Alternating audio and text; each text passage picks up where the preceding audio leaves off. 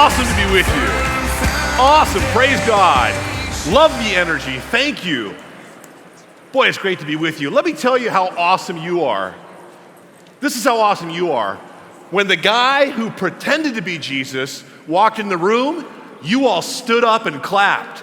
But when Jesus showed up, you all fell down and knelt. You know the difference. How cool is that? Yes, hands out to you. I am thrilled to be with you tonight. We're going to talk about clarity and conviction about spiritual multiplication. We started with divine intimacy, and then we looked at authentic friendship. Those are our major themes. And we're going to look tonight at clarity and conviction about spiritual multiplication. But what I would like to do is I'd like to look at it through the lens of really three different love stories. And what I'd like to do is recognize that in a certain sense, the clarity and conviction is something that you can grasp, but it doesn't make any sense without the first two habits. In fact, I was talking with a dear friend of mine, John, not too long ago, and he said, do you really think that spiritual multiplication, that exponential growth is possible and sustainable? And I've been thinking about it since he said that. And the easy answer is, have you looked around the world? There's billions of us. Of course, multiplication is possible, exponential growth. Everybody's there. Even if you take a grain of wheat and it grows into fields of wheat and then more fields. But I don't think that spiritual multiplication is exactly the same, because a grain of wheat has only one desire, if you will, and that is to sprout to new life.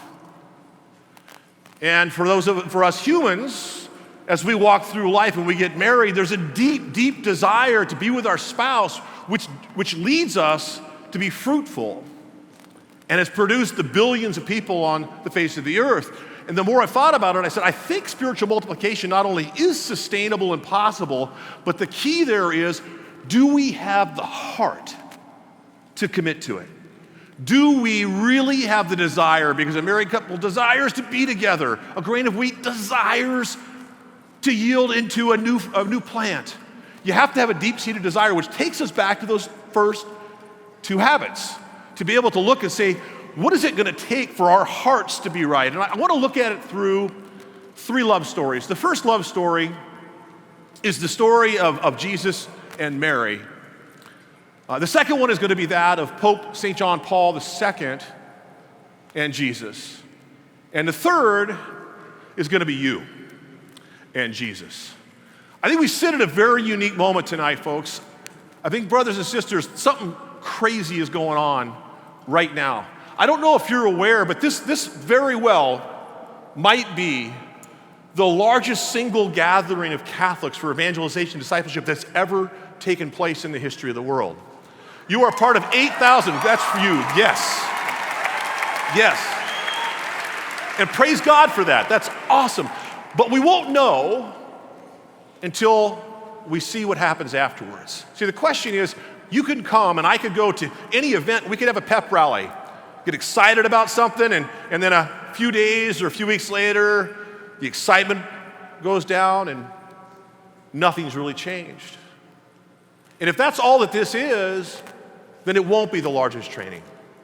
But if we could commit with the energy that we have right now to incremental changes in the way that we think, and incremental changes in our will as the way we behave, together as a group, not one big group, small groups, living in authentic friendship that want to pursue Christ radically. If that were to happen, then I think that's exactly what would happen. We'll talk more about that later. But I want to go back and sit back, because I'm starting, and those of you on staff know this, St. Catherine of Siena said something to me, not personally. I know I'm old, I'm not that old. But St. Catherine, the first time I heard it, actually Father John Lager read it to me in a homily. And when he read it, it just fixed me. She said, if you are what you were meant to be, you would set the world on fire. And I believe if we were to take the three habits that we're talking about this week, to live in deep, abiding, continually renewing our divine intimacy, if we were to live that out in deep, intimate friendship with a few people, not too many, but to go really deep and to impart not just faithfulness, as important as that is, but fruitfulness. Just to sit back with a handful of people and say, I believe that you want to be a saint, and I want to be a saint too. Let's do this together. On my own, I know I can't. But with God's help and your help in my life, could we do this? Could we do this? And I don't know all of you. I'll never be able to know all of you, and you don't know everybody here, and you'll never be able to. There's 8,000 of us, it's too many. And there are more people living that are watching on the live stream. And if you're watching on the live stream, I invite you to invite 4 or 5 friends to join us. We're gonna show spiritual multiplication on the live stream by inviting more people as we go. But I don't know everybody here. I can look around and see a few faces of people that I know fairly well, but what I can tell you this is, I know Michael Ann. I know you, sweetheart. And I know you want to be a saint. And I want to be a saint with you. I want to live with you. I want to share my life with you. I want to pursue Jesus Christ with you. Ted Sri, I know you. 20 years ago, we're celebrating an anniversary. 20 years ago, we sat with 20 college students sharing these same themes. And they responded. And 20 years later, we're now in this amazing hall. And Ted, I want to be a saint with you. I want to go deeper with you than we've already gone. I want to dig deep and be friends at a new level with you. Father John Lager, I want to be friends with you. I know you want to be a saint. I want to be a saint with you. You've loved me, but we could go deeper. Craig Miller, you're a great partner. It's been an amazing 19 years working in Focus together, and we've spent hundreds and thousands of hours. But I think we could go deeper. I think we could go deeper. I'd like to. And John Zimmer, Mark Bartek, Sam Mazzarelli, Hillary Drafts, Brock and Alicia, Augustine and Morgan, I know you. And I think you trust that I would love to follow Christ big time. But I'm weak. I need your help. And I'm hoping that as I mention people in my life, you're thinking about people. Maybe they're here tonight. Just a handful, not too many, that you could go deep with, that you could look and say, let's do this. Because I'm convinced, down to the deepest fiber of my being, that every single person in this room tonight, every single person watching on the live stream, every single person on earth was created to be a canonizable saint.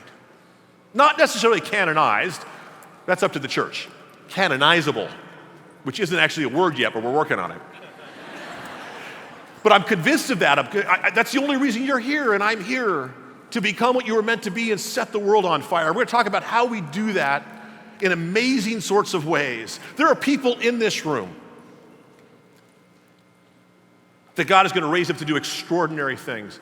Just 5 days ago, I was standing in this room. You hadn't gotten here yet, and it was very fun. We're doing a sound check.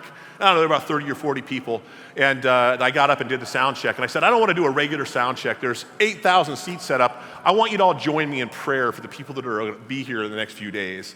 And we started praying that God would raise up in this room this week priests and religious sisters and mothers and fathers and lawyers and doctors who would live from a deep place with Jesus Christ, who would become canonizable saints. We were praying for you before you got here.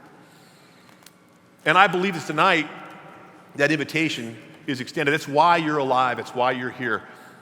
And when we talk about clarity and conviction of spiritual multiplication, it really boils down to this simple fact. I read this a long time ago, and I'm going to paraphrase it after I give you the quote because I've changed it just a little bit, but the idea is the same. I read the statement said, this generation of Christians is responsible for this generation of people. And when you think about it, it's got to be that way, right? We don't believe in reincarnation. The people who are hungry right now will not be here 500 years from now. The people who are without clean water or without housing or without love or without a knowledge of the fact that God created them for a reason and a purpose, and that even though they're broken, He's never stopped loving them. He's never stopped loving you. We have one lifetime to reach them. That's why you're here. If you haven't received that message yet, then we want to make sure that you receive that. But if you have received that, there's a second invitation. The first one is accept the love and mercy of Jesus Christ. Stop trying to earn his love. You can't, he just loves you. But then respond to his love out of thankfulness. But the second part of that is not just to love Jesus and follow him, but to imitate him, to embrace his mission.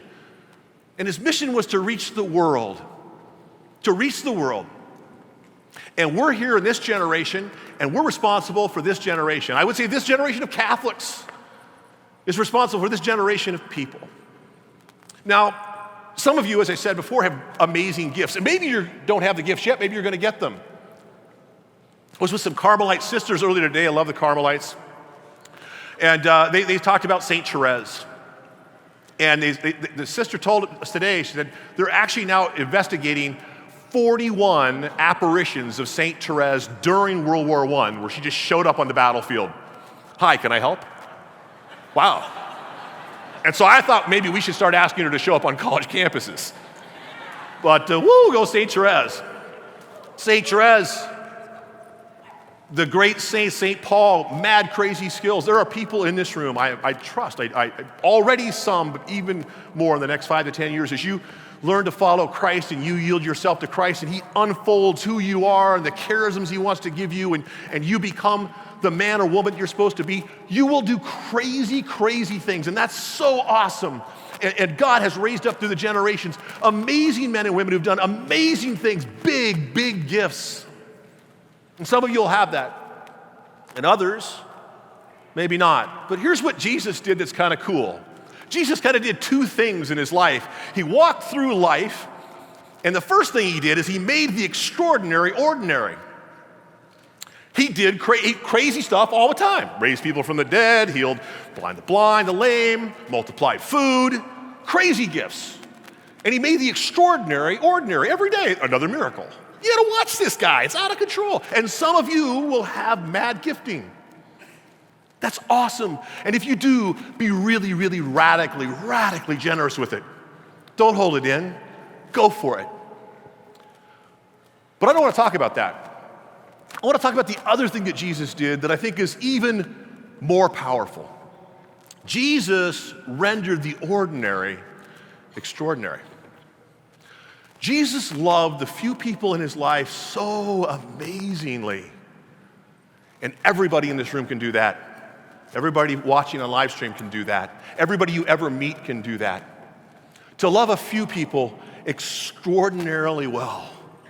And that's what I'd like to talk to you about as we look at clarity and conviction about spiritual multiplication, because I believe that there's a way, a little way, an ordinary way, when done well, that will reach this world in this generation and this world in every generation with all of the truth and goodness and beauty that God wants to give them. I love one of my favorite definitions or descriptions of evangelization was by Pope Benedict before he was Pope, Cardinal Ratzinger, and he said the purpose or the end of evangelization is to address poverty in all of its forms.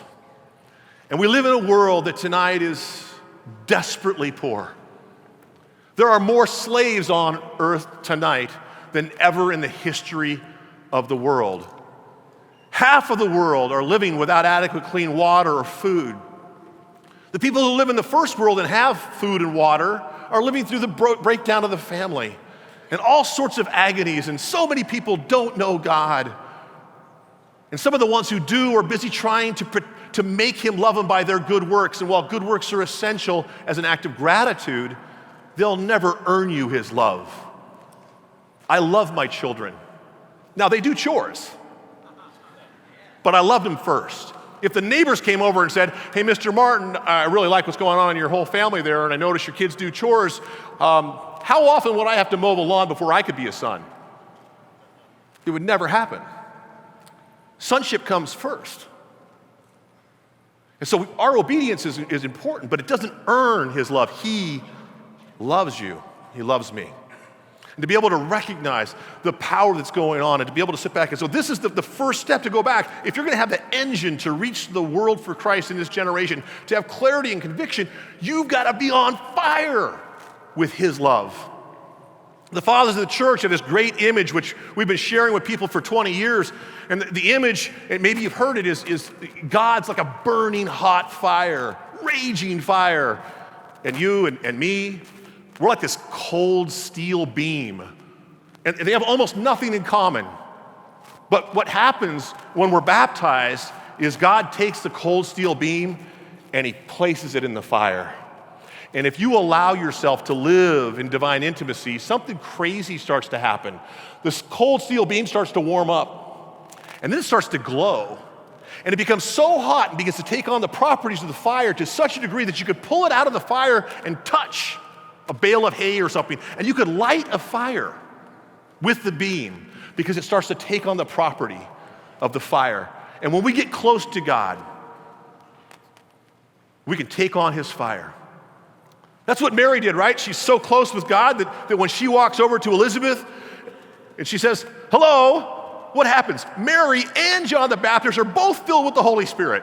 Bam, burning hot rod. I didn't just call Mary a hot rod. Unbelievable how alive. And that's what I like to talk to you about. See, the way that Jesus works is crazy. Read the Gospels. I've been thinking about this more and more as I'm looking at what's going on campus, and what I realize is I'm surrounded by amazingly smart people. I mean, really just great, brilliant, smart people, people who've been successful in business world, successful in the church, really much smarter than I am. It's amazing. I love it. I love being around people that are better than me because they pull me up. And I'm surrounded by people that are better than me. It's amazing to see how smart they are. But what's crazy is none of them, no matter how smart they are, would ever have done what Jesus did the way he did it. I mean, think about this. We get into trouble in Genesis chapter 3. That's page 5 in my Bible. Jesus does not show up until Matthew chapter 1, which is page 1250 in my Bible. I would have shown up in chapter 4 of Genesis. That's not what he did. But it gets more amazing. He waits for generation after generation after generation. It's crazy how long he waits. And it's not like we're doing well. It's really unpleasant. We can't even imagine. We think, oh, things are bad right now. Believe me, before Christ came, way worse. Way worse. I mean, things aren't great right now, but the Catholic Church for the last 2,000 years has clothed more people and fed more people, provided education and health care for more people than any other group of people on earth. There was no Catholic Church before Jesus. Woo!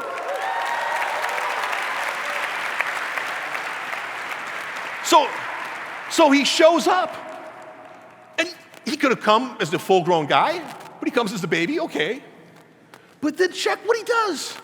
He's 30 years old, living at home. Do you not know that you've got a job to do? It's crazy what he does. Who would do that? Been like, okay, I mean, I've got 9 kids and I love them all, but 30 years old, we're gonna have a talk. Actually, I think that might have happened at the wedding feast of Cana. And Mary's like, they need some wine. What does that have to do with me? No, you're gone. That's not what happened. But you sit back and say, it's crazy. In fact, you might want to sit back, you see Jesus 30 years old living at home, and if you saw him and you knew that he was the Savior of the world, you might sit back and say, get on with it. And I think he'd say, oh, you don't understand, I am. I don't think you see what's going on in my life. I am sharing life every day with the Blessed Virgin Mary. She's got the most spectacular heart of any human person who's ever lived, and I'm God incarnate. We love each other in a way that you would never even imagine. Mary is the most evangelized person in all of history. Every day, the love story between Jesus, her son, and Mary, the mother, is unveiled through 1,000 different encounters of little acts of kindness to express, I love you. Oh, I'm sure they said they loved each other also, but think of all the acts of kindness. Oh, I got this for you. Maybe you remember the Passion of the Christ, and there's a couple of scenes in that movie with Jesus. He's growing up, and Mary, and they're very tender, they're beautiful, and that's the imagination of the filmmakers. I don't know what it was like. All I got to know is it was just the best human love ever. Jesus, the Son of God, loving Mary in his human and divine natures, and Mary with a perfect, sinless heart, loving him. Talk about divine intimacy. And then when he finally does step into his public ministry, he doesn't really change the game. He's got to save the whole world. He's already 30. Now, we didn't know it at the time, but he does. He's only going to be here for 3 years. And he could have come now and flown all over the place, could have started tweeting, send text messages. Actually, he did send text messages in Exodus 20 on rock. It didn't work very well. And but the fact of the matter is he could have done a lot of stuff. He's to save the whole world, and he finds 12 guys, and he goes camping for 3 years. Who would do that? But you see, he's going to do the same thing again. And he's going to do the same thing we're going to talk about in the next step about authentic friendship. He just simply loved a few really, really deeply, powerfully. He knew their name, he knew their dreams and their hopes and their fears. He allowed them to know each other and to love each other. It was a powerful circle of people, and he shared the vision of wanting to change the world with them and invited them to total commitment to him and to one another and to the mission. 11 of the 12 took up the challenge. 92% success rate. So don't get discouraged when you fail every once in a while. Even Jesus didn't get 100%. But he lived deeply with them, and that began to change the world. And I think this power of both divine intimacy, of being so close to know God and to share life with others who know God in authentic friendship, this becomes the engine that allows us to reach the world in a single generation and in every generation with the gospel and the goodness of Jesus Christ. To have clarity and conviction about spiritual multiplication, that if I were to love a few and impart to them and have them impart to me not only faithfulness, as important as that is, but fruitfulness. St. Paul put it this way to Timothy. At the end of his life, St. Paul's in prison. He's writing to Timothy in 2 Timothy chapter 2, verse 2. And as he's doing that, he's in prison. He knows he's going to die. He's about to be martyred. He shared his life. He did the same thing, divine intimacy. Paul loved God. He was a mystic. He prayed like all of us would love to pray. And he loved a handful of people. Timothy was one of them. And he's never going to see Timothy again. He writes him a letter to remind him. And he gives him the principle of not just faithfulness, but fruitfulness. In 2 Timothy chapter 2, verse 2, the things that you've heard from me in the presence of many witnesses, entrust those things to faithful men who can teach others also. Look at the fruitfulness. You heard from me, faithfulness. I want you to teach it to others, fruitfulness, who can teach others also. I'm imparting not just faithfulness, but fruitfulness.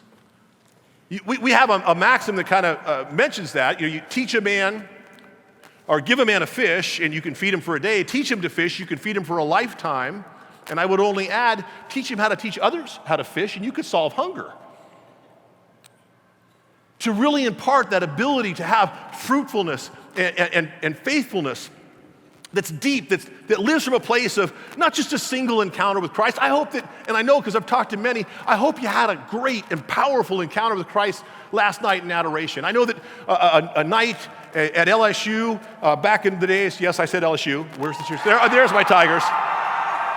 Thank you, Tigers.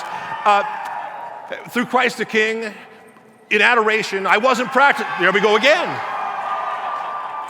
And I wasn't even a practicing Catholic, but they invited me on retreat, and I went, and I sat in front of the Blessed Sacrament like we did last night, and I said, oh my goodness, if that's God, everything in my life has to change. And if it's not God, I should get everybody out of the room, because they're worshiping bread. I mean, there really is no middle ground when it comes to the Eucharist, right? I mean, either this is the authentic worship of the true and living God, or we're crazy. And so you got to pick a side, and I did, and by the grace of God, it was the truth and the goodness of Catholicism what led me back. But that was one massive encounter. But if you live with one encounter, that's it. Think about Jesus and Mary and the amazing encounters dozens of times a day, reminding each other of their love for one another, that we could live like that. many times in our life. Some of them massive, boulder-moving encounters, and other times just wonderful reminders that he is with us, that God is with us. That's Mary and that's Jesus. But I want to share the example of St. John Paul. But in order to do that, you got to go back before he was St. John Paul. Well, I guess he's always been St. John Paul. But anyway, before he had that name. As a young man, one of the things that was brought out to me recently is that a lot of times our pictures of saints are of old saints. But when you read their life stories, they were your age when they chose to follow Christ. And then they spent the rest of their lives pursuing him. Choose tonight to follow him. Choose tonight to live for nothing else but Jesus Christ. That happened in John Paul's life. He had a brutal childhood. Mother and father passed away when he was young. He had to deal with the Nazis. He had to deal with the communists. But inside of that, a heart turned towards God, and powerful things started to happen. And it's amazing to look at the life of Father Wojtyła. He did something amazing. He had a deep life of prayer. People spoke about his life of prayer throughout his life. How even as a bishop, whenever he came to Rome, he wouldn't get a hotel room. He'd just go into one of the churches and lay prostrate in front of the Blessed Sacrament all night long. Nuns have stories of tripping over him in the dark because they didn't realize he was laying on the ground in front of the Blessed Sacrament. A mystic. The first time I met him, I was in Mass with him in his private chapel, and he's deep in prayer, and he's kneeling down, and I was honored to be right behind him. And he's on his kneeler, and he's got a stack of prayer requests. He's got his head down, and you just hear, this deep moan for 1 to 2 hours every morning. Deep prayer. But he also recognized the power of the method modeled by the master to invest not in everybody, and he had a big day job. He did love everybody, but he also loved a few. I'm friends with George Weigel. George wrote the definitive biography of JP2, and I emailed him. I said, hey, George, when did he begin to spend time with young people in small groups? Now, the photo that's up here, there it is actually says 1976. But George actually said he actually began in 1948, spending time going out into the mountains and kayaking and sharing life. Yes, he said Mass and he heard their confessions, but he shared meals with them. He loved them. He knew them. Mike Land and I know about this. We actually got to be friends with a young couple from Poland. And they were a very unique couple. They had grown up in a parish in Poland, and when they were young, their parish priest was Father Wojtyła. They were from two families, and as the pastor, he had thousands of families in his parish, and he said, I got to figure out how to get this insight that I have that will later be known as love and responsibility in the theology of the body. I need to get this out, but I can't do it in a homily. I need to share life with people. He looked around the parish and he said, who are the families that are the most hungry and the most ready, that really want to be saints? Where are they? And he looked and he prayed, and then he finally tapped 10 different families, said, will you become saints with me? And he began to share meals with them in an extraordinary way and invited them friends. 2 of those families, one had a boy, one had a girl, they had other kids too, met and got married. He said the wedding mass. We got to know them after they had had a couple children. By that time, he was Pope. He was their children's godfather. He baptized both of them. He heard their first confession. He gave them first communion. He had confirmed them. Every year they would go for weeks to Castel Gandolfo, the summer residence, and live with him because he never stopped loving them, even though there were just a few, but he loved them. In fact, the Swiss guards were kind of freaked out by John Paul because there were all these lay people that had total access to the Vatican. They're like, wait a minute. And the JP2 was great. He's like, I'm the Pope. He put a swimming pool in the Vatican because he wanted to stay in shape, and they said, that's really expensive. And he said, not as expensive as getting a new Pope. I gotta love a guy who owns it like that. For years, for decades, he invested in these people, and these people went on to become world changers in Poland. Many of these people led to become the very leaders who brought communism down in the next half a generation. But I want to talk about an experience I had a couple years ago, and maybe some of you did too, be able to sit back and say, this one priest loving a few people set off a chain reaction, a spectacular chain reaction. In fact, just 2 years ago, we went back and we were World Youth Day in Krakow. World Youth Day in Krakow. 3 million people, thousands of priests with dozens of people around them, loving a few, imitating him. But that doesn't tell the whole story, because it's not just Krakow. There were 15 World Youth Days. 24 million people, tens of thousands of priests were impacted by this one man as the ripple effect that they imitated rippled throughout the world. Yes, he had a really big day job as Pope, but he never stopped loving the few. They knew his name. One day I was with Ted Sri, and we were in St. Peter's Square, and John Paul was walking down, and we had front row seats, and I had heard, if you could engage him in conversation, he'd stop, otherwise he's gonna keep going. And so he's coming by, and Ted's right next to me, and he grabbed my hand, and I said, "Christopher and Wojciech." And he walked by, and he shook Ted's hand, and he came back, looked at me, and he said, "You know Christopher and Wojciech?" Those were the godchildren. And I said, "Yes, Holy Father, they play with my children." And he grabbed my hands and he said, "Oh, I love Christopher and Wojciech." And Ted looked at me and goes, "You're shameless." "But I'm talking to the Pope and you're not." Yeah.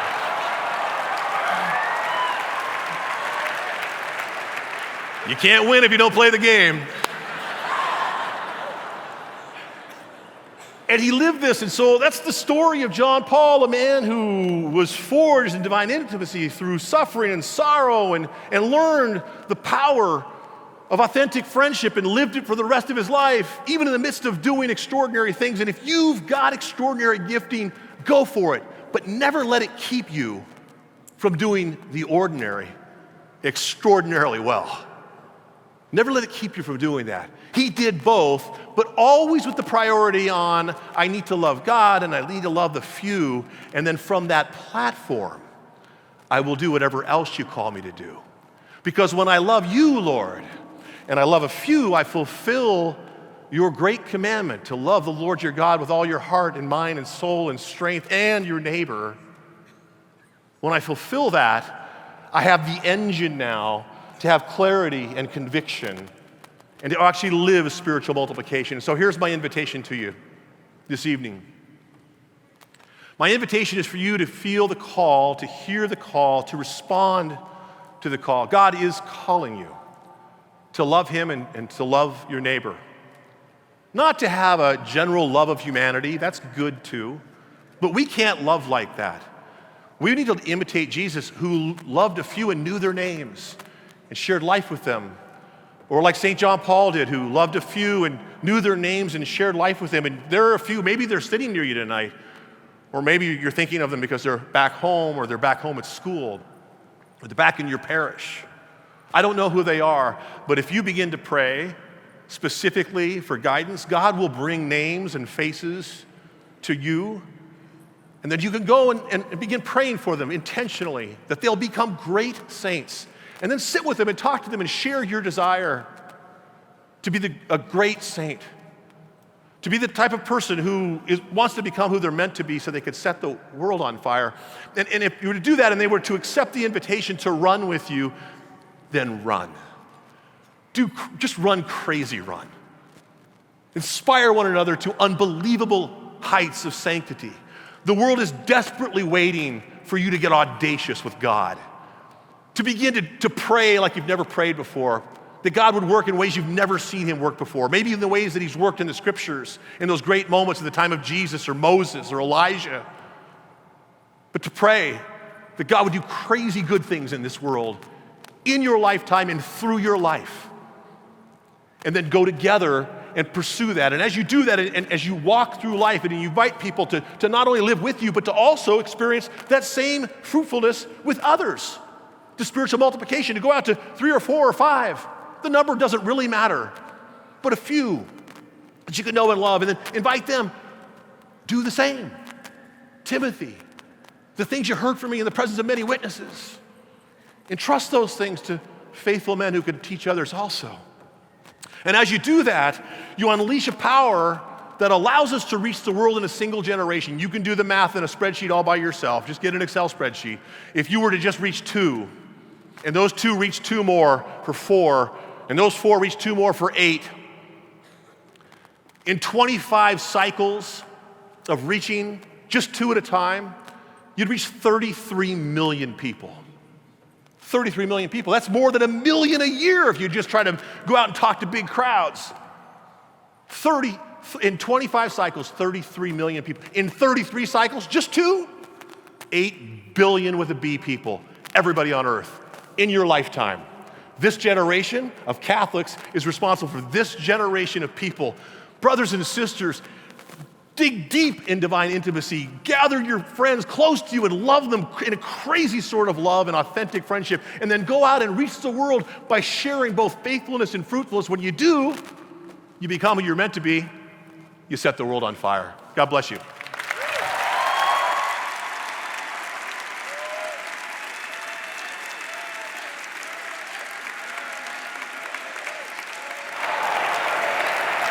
That's you.